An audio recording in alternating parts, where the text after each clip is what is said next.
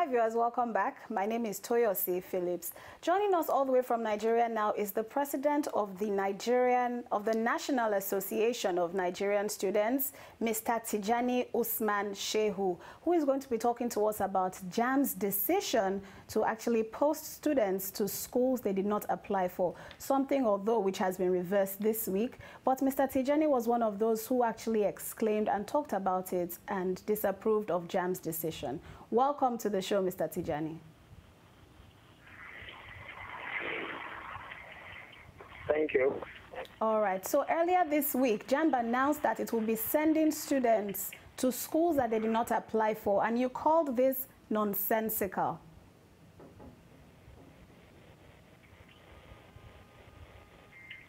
Yes. Yes. Why did you oppose to this decision made by Jamb?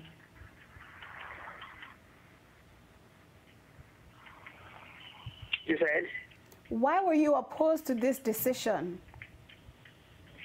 Hello? Can you hear me, sir? I didn't get your question. I said, why were you opposed? Why were you not happy with this decision by Jamb?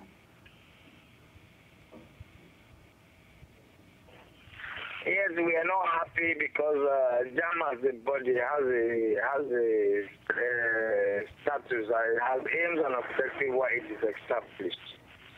And the students cannot be writing exams because it the electronic examination using computer and what have you.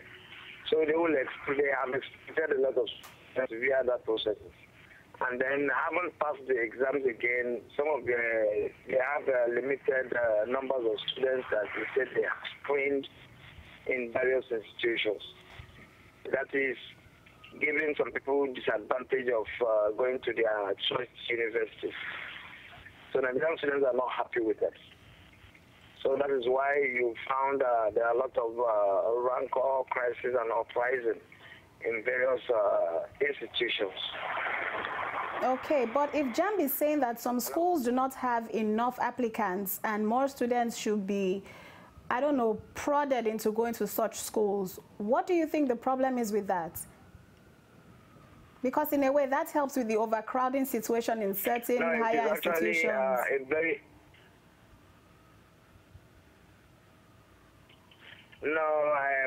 What I think is it is not the best method that they are using, because somebody who applied in University of Lagos lives around the University of Lagos, most probably in Ibadan, and he chooses a course, except if they don't have the course in that institution.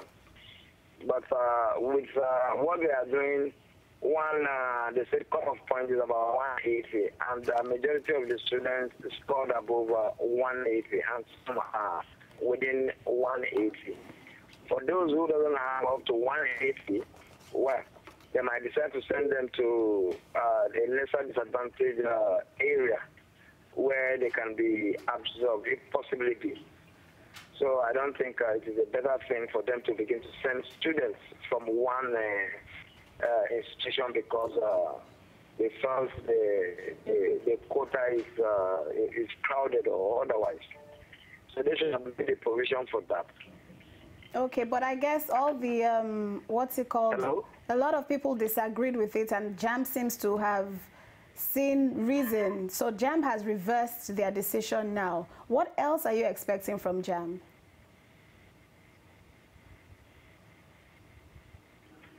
And they reversed their decision. Yes, they have reversed their decision.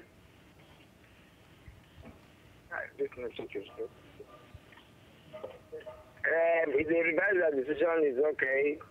And we kindly appreciate that.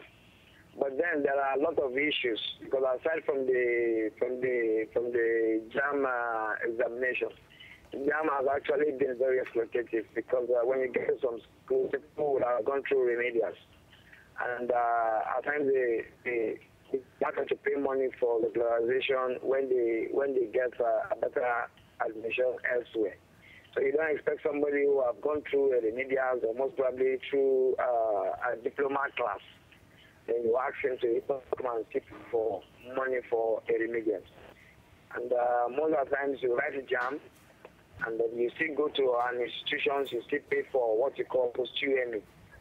To run the necessity, either Jamb is being scrapped out or post-UME is being scrapped out. So that our students can have an easy way or easy access to their university of choice or institution of choice. Okay, and what other complaints do students have? Since you're the president, what other complaints do you hear students having?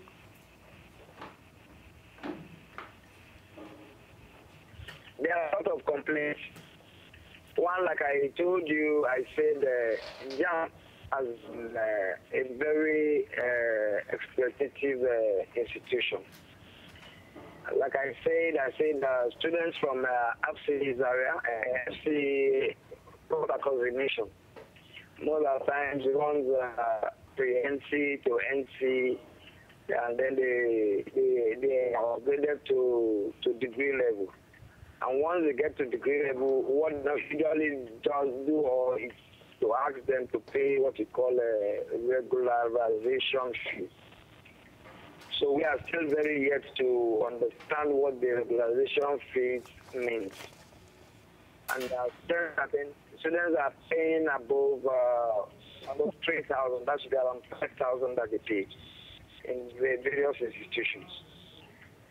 Wow. So Nigerian students are not happy with that, and we are calling Jamb, we're looking into the issue of what we call regularization. Okay. Then there's also the issue of Jamb trying to get more students to apply to private universities.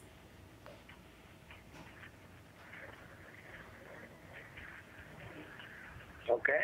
Why is there opposition to this? Yeah, it's a welcome idea. Okay.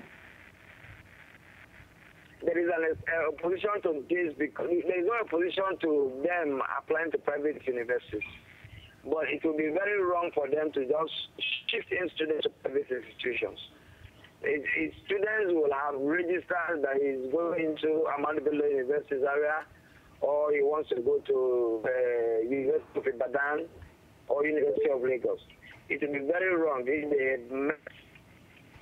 they have met the cutoff point requirement of Jamb, that they should be posted to another private institutions. It is actually very wrong. Okay, all right. Thank you very much for joining us today, Mr. Tijani. You're welcome. Okay, that was Mr. Tijani Usman Shehu, the president of the National Association of Nigerian Students, joining us all the way from Nigeria. We'll be back after this break.